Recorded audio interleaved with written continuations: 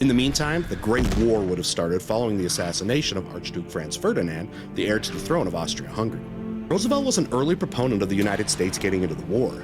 He decried the German unrestricted submarine warfare and the invasion of Belgium.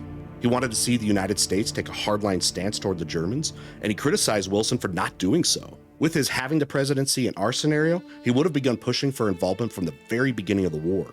However, I don't think that the initial public opinion would have supported this, seeing to it that a Congress that was ever aware of the brevity of their terms and the always looming House elections wouldn't be nearly as quick to declare war.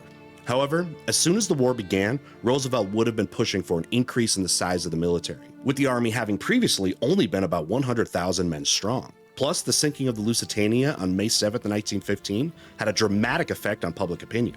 In contrast to the urging of restraint that our timeline saw from Woodrow Wilson, Roosevelt would use the sinking as proof that Congress should have followed his wishes in the first place, and that any military buildup should have taken place faster.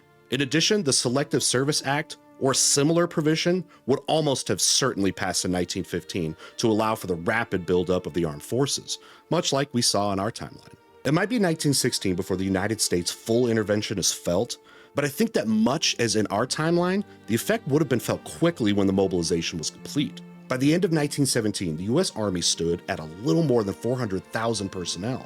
By the end of the war, the number was 2.4 million. Put a force this size into an otherwise seemingly balanced conflict, and I find it very unsurprising that there was a quick tipping of the balance. I think we see this in the alternate timeline as well, and by the end of 1916, the war would meet its end.